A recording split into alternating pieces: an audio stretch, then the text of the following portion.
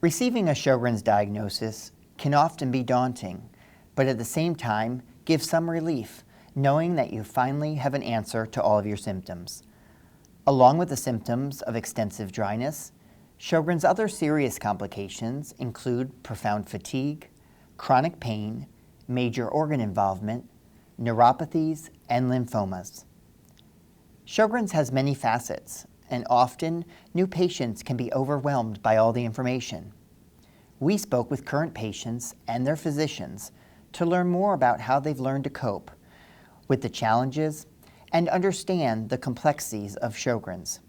Here is what they said. I think I had a very common reaction of, hallelujah, we know what this is, now I can be fixed. And of course it takes some time to learn that you indeed aren't going to be fixed and go back to normal, but it was a relief that I had something to work towards. Due to the health challenges with Sjögren's, patients often are forced to take a step back and evaluate their lives, careers, and future.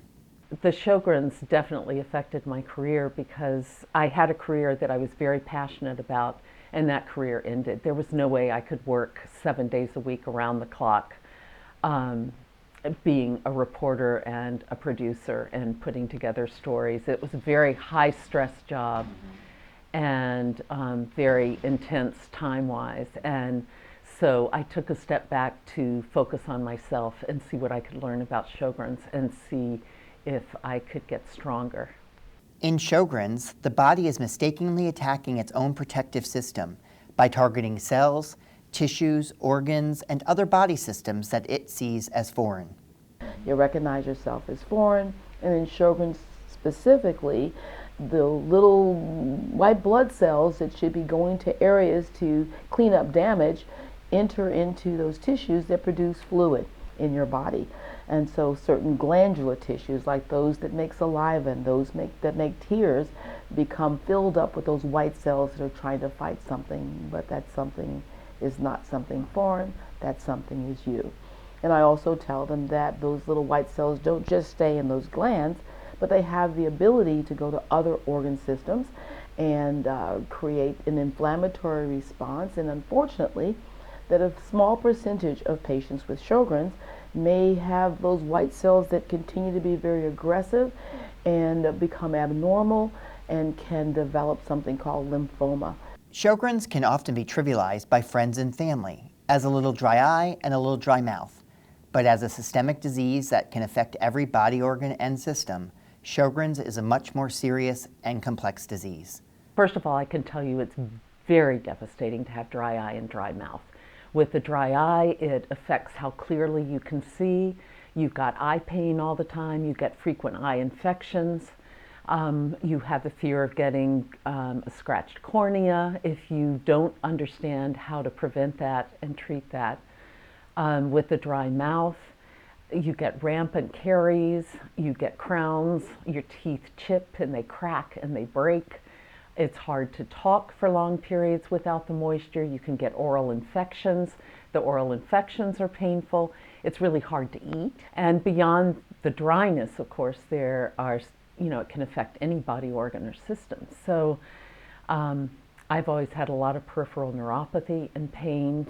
Patients who live with Sjögren's often see an average of nearly 5 different specialists a year to treat their various manifestations due to Sjögren's. So the other thing that's interesting in sharing with friends and family, and you start listing all the things, and they're just kind of looking at you because how could one person have that many things wrong with them? Right.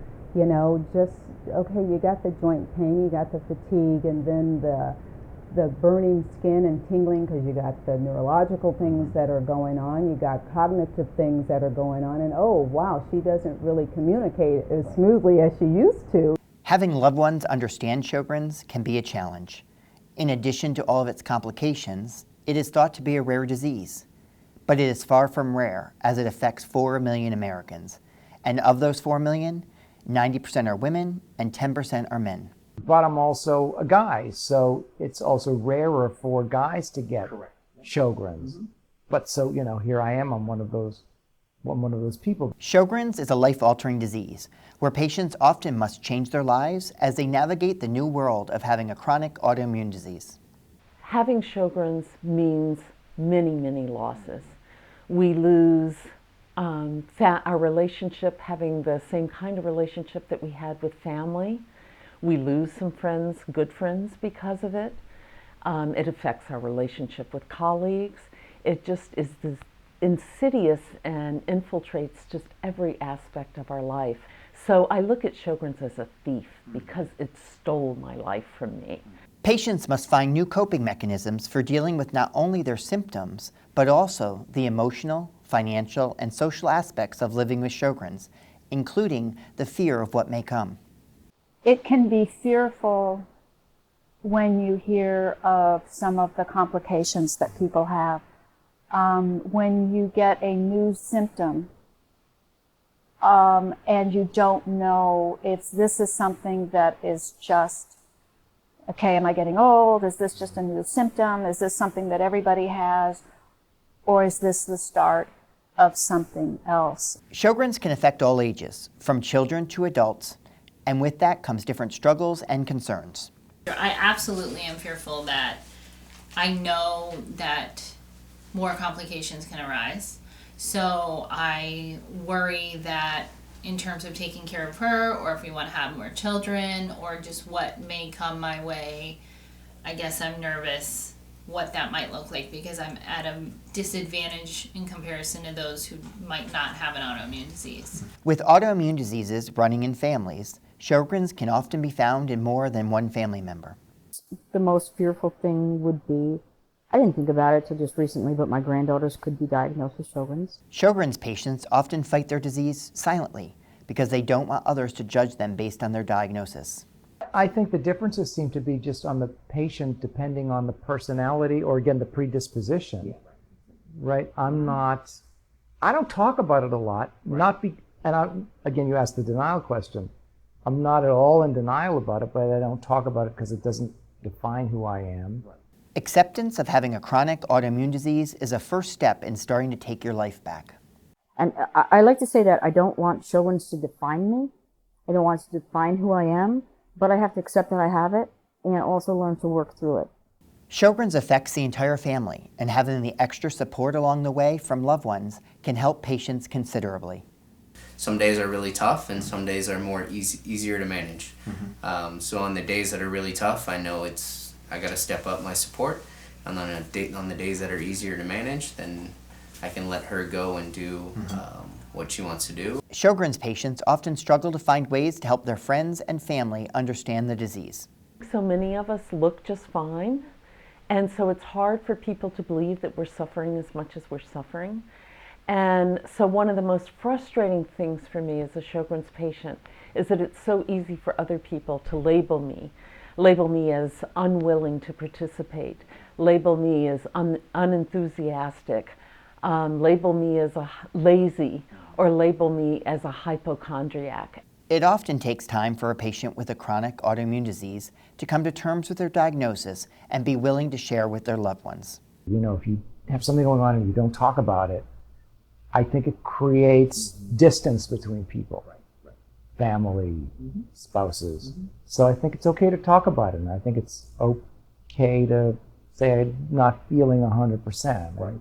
You know, everybody's entitled to have a lousy day, and that could be part of it. To help those around them and to help increase awareness of Sjögren's, patients need to share the challenges of living with Sjögren's with their family and friends. I think it's incumbent upon Sjögren's patients to find a way to communicate what they're experiencing. So they may not go through the whole litany of what their life is like, but come up with something they're comfortable saying so that the people around them, the doctors they deal with, to their family members and friends, understand that life is not normal for them. So it might be something like, every day is a struggle, but thank you for asking.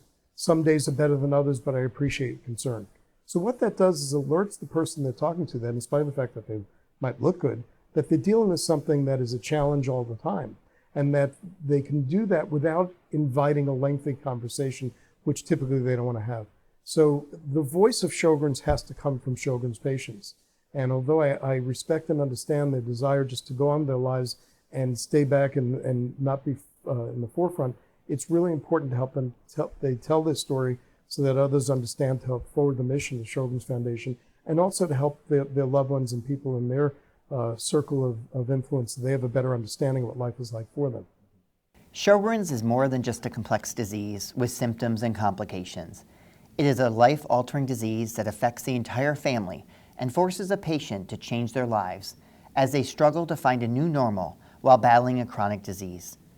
To learn more and find additional coping skills and a network of support groups, please visit Sjögrens.org. Thank you for joining us on Exploring Sjögren's.